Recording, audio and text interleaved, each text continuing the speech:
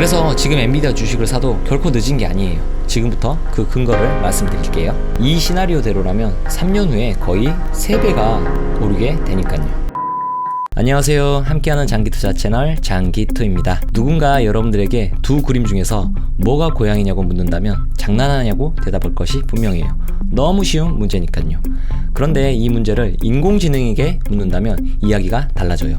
인공지능이 고양이 그림이 고양이인 것을 판단하기 위해서는 수많은 고양이 그림을 자신의 데이터베이스에 저장을 시킨 다음에 이 고양이 그림이 자기의 데이터베이스 안에 있어야만 이 문제를 해결할 수 있으니까요. 아직까지 인공지능은 사람처럼 사고하는 게 아니라 자신이 학습한 데이터 내에서만 판단을 내릴 수 있어요. 그래서 인공지능의 성능은 누가 더 많은 데이터를 학습했냐로 판가름이 나요. 이렇게 인공지능이 데이터를 수집하고 학습하는 과정을 머신러닝이라고 하는데, 유식한 말로 머신러닝이고 그냥 단순 반복 후 노가다 작업이라고 생각하면 돼요. 그리고 이런 노가다 작업을 하는데 최적화된 반도체가 바로 GPU예요. 개별 반도체로만 보면 CPU 성능이 GPU보다 뛰어나서 복잡한 연산을 하는 데는 CPU가 유리하지만, GPU는 병렬 연결이 가능해서 머신러닝 같은 단순 반복적인 노가다 작업을 하는데 굉장히 유리해요. 무거운 물건을 나르는 데는 힘센 한 명이 유리하지만 잔짐 여러 개를 나르는 데는 저 장기투 같은 약골 여러 명이 있는 것이 유리한 것처럼요. 그리고 이런 GPU 반도체를 설계하는 팹리스 기업의 최강자가 바로 엔비디아예요. 보시는 것처럼 전 세계 PC GPU 점유율이 인텔이 68%를 차지하고 있잖아요. 네? 제가 방금 GPU 최강자가 엔비디아라고 했는데 왜 인텔의 점유율이 높냐고요? 그 이유는 인텔 CPU에는 저사양의 GPU가 내장되어 있는데 그것이 카운트가 돼서 그래요. 그래서 단일 GPU 점유율로만 보면 2021년 1분기 기준으로 엔비디아가 81%로 압도적으로 시장을 점유하고 있어요. 이런 점유율을 바탕으로 GPU를 팔아서 2021년 167억 달러의 매출을 올려 전년 동기 대비 53% 성장을 이뤄냈고, 영업이익도 전년 동기 대비 82% 성장한 68억 달러를 기록했네요. 그리고 주당 순수익 또한 전년 동기 대비 73% 성장을 했네요. 참고로 엔비디아는 회계연도가 1월에 끝나서 2021년이라고 써진 거예요. 그러니까 엔비디아는 회계연도에서 1년씩 빼서 생각하면 돼요. 엔비디아의 핵심 사업 영역은 총 4개로 게이밍용 반도체, 데이터 센터용 반도체, 전문 시각화 반도체, 자율주행 자동차 반도체로 나눠지는데요. 2021년 1분기 기준 엔비디아의 GPU 반도체 매출은 전년 동기 대비 41% 증가한 78억 달러를 기록했네요. 아직까지는 게임용 GPU 칩셋이 전체 매출의 47%로 가장 많은 매출을 담당하고 있지만, 인공지능이 핵심이라고 할 수 있는 데이터 센터에서 나오는 매출이 전년 동기 대비 124% 성장한 67억 달러를 기록하며 전체 매출의 40%를 차지했어요. 지금은 상승 추세로 봤을 때 머지않아 엔비디아의 핵심 사업 분야는 게임용 GPU가 아닌 데이터 센터용 GPU가 될 것이 분명해 보이네요. 반면에 VR이나 CAD로 하는 3D 렌더링 같은 작업을 담당하는 전문 시각화 분야 반도체의 매출은 11억 달러로 전년 동기 대비 13% 감소를 했네요. 그래도 전문 시각화 분야는 전체 매출의 6.6% 정도로 엔비디아에서 차지하는 사업 비중이 크지 않으니까 그렇게 걱정할 부분은 아닌 것 같아요. 마지막으로 자율주행 자동차 반도체의 매출은 전년 동기 대비 23% 하락한 5억 3,600만 달러를 기록했네요. 자율주행 자동차 반도체가 전체 매출에서 차지하는 비율은 고작 3.2%이지만 자율주행 자동차는 4차 산업혁명의 핵심 분야이기 때문에 자율주행 자동차 분야에서 매출이 감소한 점은 개인적으로 많이 아쉽네요. 그래도 인공지능의 핵심인 데이터 센터에서 어마무시한 성장을 보여줬으니 아쉬움을 달래보도록 할게요. 그리고 지난 5월 26일에 2021년 2분기 실적이 발표됐는데요. 게이밍용 GPU 매출은 27억 달러로 전년 동기 대비 106% 성장했고, 데이터 센터 반도체 매출은 20억 달러로 전년 동기 대비 80% 성장, 전문 시각화 반도체는 3억 7,200만 달러로 전년 동기 대비 21% 성장, 자율주행 자동차 반도체는 1억 5,400만 달러로 전년 동기와 비슷한 수준을 유지, 기타 반도체 매출은 3억 2,700만 달러로 전년 동기 대비 137% 성장을 해서 전체 매출은 84% 성장을 했네요. 이게 말이 되는 성장률인가요? 놀라울 따름이네요.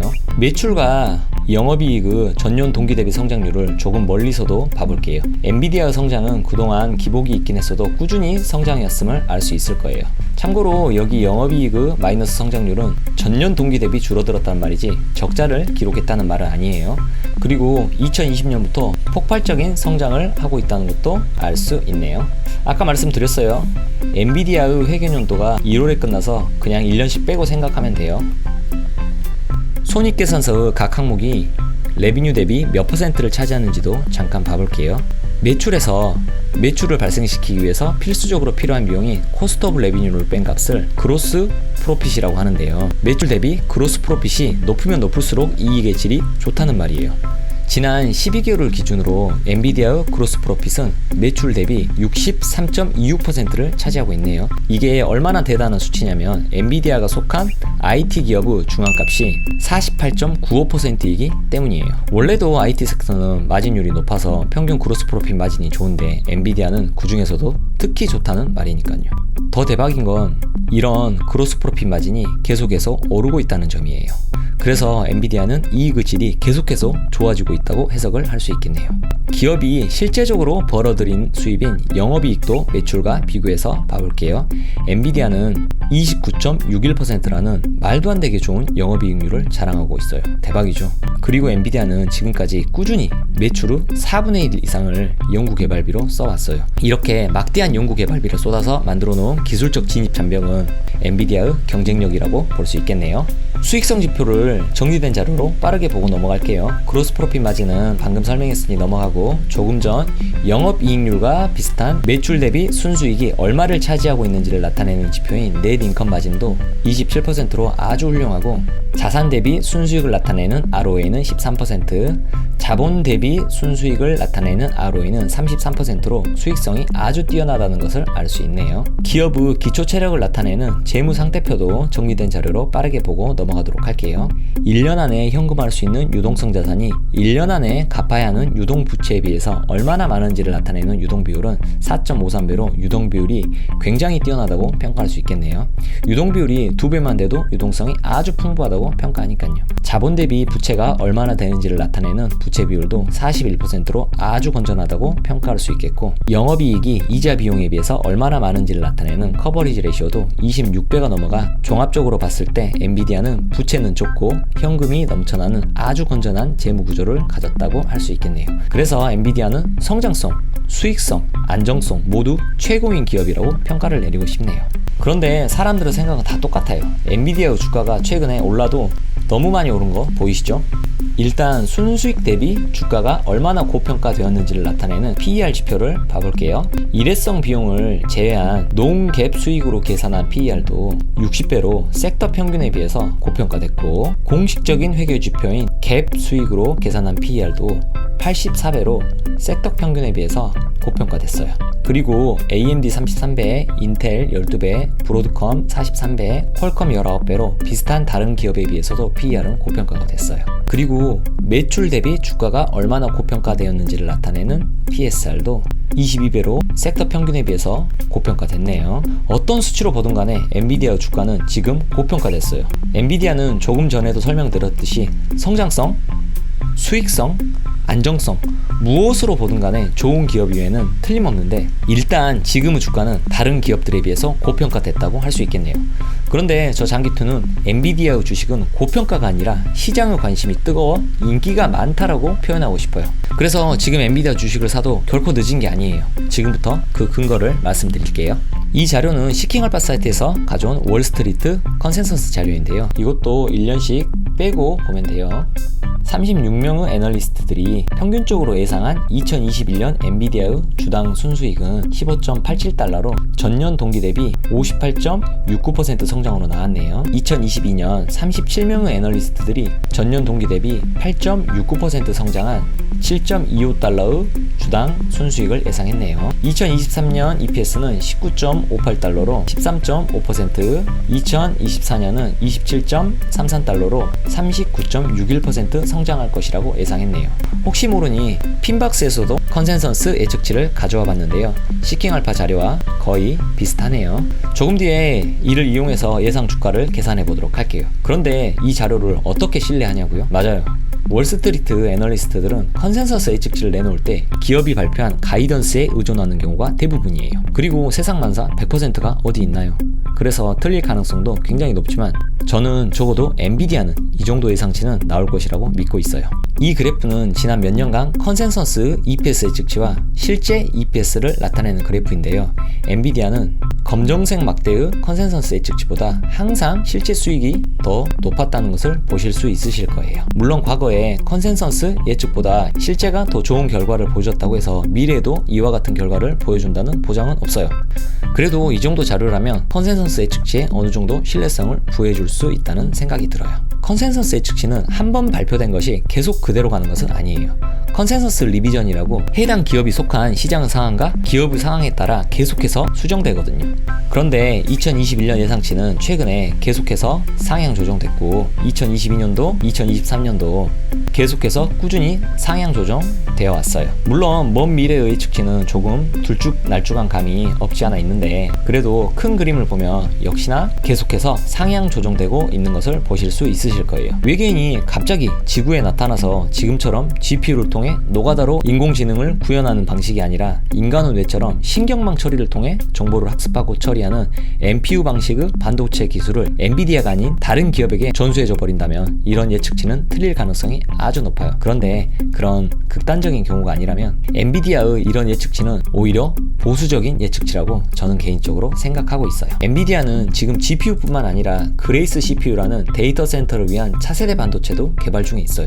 그레이스 CPU는 파라미터가 1조 개가 넘어서 AI 연산과 슈퍼 컴퓨팅에 특화된 반도체라고 해요. 거기에 연례 컨퍼런스 GTC 2020에서 블루필드2라는 DPU 반도체도 발표를 했는데요. ARM 기반의 초당 200기가비트 데이터 전송 속도를 제공하고 네트워크 인터페이스 장치도 내장된 이름하여 데이터 프로세싱 유닛으로 데이터 센터에 특화된 반도체라고 해요. 구글의 TPU 같은 신경망 처리 반도체가 분명히 엔비디아에게 위협이 된다고 생각하지만 엔비디아는 GPU뿐만 아니라 CPU, DPU까지 반도체 라인업을 잡아서 로드맵을 그려나가고 있어요. 다른 기업들이 NPU를 개발하려고 하는 동안에 엔비디아가 가만히 있지는 않을 거라는 이야기예요.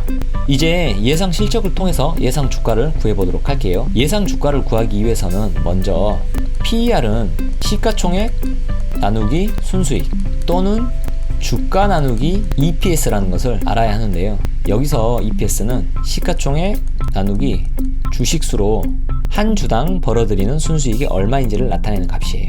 그래서 PER은 현재의 주가가 한 주당 벌어들이는 순수익에 비해서 얼마나 고평가됐는지를 나타내는 지표라고 할 수 있어요. 아무튼 그래서 주가는 EPS 곱하기 PER이라는 공식이 성립하게 돼요. 저는 최대한 보수적으로 예상 주가를 계산하기 위해서 시킹 알파와 핀박스 중에서 낮은 EPS로 예상 주가를 계산해 보도록 할게요. 이제 미래 엔비디아에게 부여될 PER만 예측해서 둘을 곱해주기만 하면 예상 주가를 구할 수 있는데요. 미래에 엔비디아에게 부여될 PER을 예측하기 위해서 마크로 트렌드 사이트에 있는 데이터를 참고해서 과거 5년 정도 PER을 엑셀로 정리를 해봤는데요. 평균 47.85 정도가 나왔어요. 그래서 이 수치를 곱해서 예상 주가를 구해보도록 할게요. 참고로 이 말은 현재의 엔비디아 주가가 46% 폭락한다는 말인데 실현 가능성은 낮지만 최선을 기대해야 돼 최악도 대비를 해야 하기 때문에 47의 PER로 예상 주가를 구해보도록 할게요. 최악의 시나리오임에도 불구하고 장기적으로 보면 썩 괜찮지 않나요?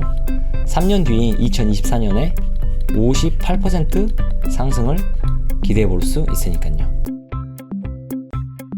만약에 엔비디아의 차세대 반도체인 그레이스 CPU와 DPU가 시장에서 좋은 반응을 얻고 ARM과의 인수합병도 원활하게 된다면 미래에도 지금의 PER인 88배 정도는 충분히 받을 수 있을 거라고 저는 생각하고 있어요. 그러면 다음과 같은 주가가 나오게 되는데요. 정말 환상적이지 않나요? 이 시나리오대로라면 3년 후에 거의 3배가 오르게 되니까요. 물론 저의 희망사항이기도 해요. 마지막 챕터에서는 전문가들의 의견을 살펴보도록 할게요. 잭스 리서치에 의하면 주가가 수익 대비 얼마나 고평가되었는지를 나타내는 밸류에이션은 F학점, 수익 성장성은 A학점, 최근 주가의 방향성인 모멘텀은 A학점으로 종합 C학점을 부여했고 총 5개 등급에서 2등급을 부여했네요. 반도체 산업 랭킹에서는 36%에 랭크시켰고요. 마켓 BT에 따르면 총 32명의 월스트리트 애널리스트 중에서 1명이 스트롱 바이 레이팅, 28명이 바이 레이팅, 3명이 홀드 레이팅을 부여했고, 향후 12개월 뒤의 주가는 평균 665.91달러로 현 주가 대비 10.77% 하락으로 결과가 나왔네요. 아니, 사라고 해놓고 왜 주가가 하락하는 결과가 나왔냐고요? 이것은 평균치의 결과이기 때문에 그래요. 누군가는 854달러를 예상하고 누군가는 400달러를 예상했으니까요. 팀랭스 애널리스트 28명 중 27명은 바이 레이팅을 부여했고 1명은 홀드 레이팅을 부여했네요. 그리고 12개월 후 예상 주가는 734달러로 현 주가 대비 1.53% 하락으로 나왔네요. 팀랭스 분석을 조금 더 봐볼게요. 빅데이터로 분석한 블로거들과 뉴스 부분의 의견은 불리시로 나왔네요. 참고로 불리시는 베어리시의 반대말로 강세라는 뜻이에요. 그리고 팀랭스를 통해서 투자를 하는 투자자들은 엔비디아를 긍정적으로 생각하고 있고, 기술적 분석으로 봤을 때도 모멘텀이 워낙에 좋아서 긍정적으로 봤네요. ROE나 자산 성장성 같은 펀더멘탈도 30%대로 긍정적으로 평가하고 있네요. 그런데 헤지펀드와 엔비디아의 내부자들은 최근에 엔비디아 주식을 팔고 있다고 하네요. 전문가들의 의견을 종합해보면 최근에 주가가 너무 많이 올라서 향후 12개월 동안은 그다지 재미는 없을 것 같다. 그럼에도 기업에 대한 평가는 바이 레이팅을 주겠다로 요약할 수 있겠네요. 하지만 저는 장기 투자자이기 때문에 주가 추이를 조금 지켜보면서 조금씩 분할 매수를 할 계획이에요. 이상 함께하는 장기 투자 채널 장기투였습니다.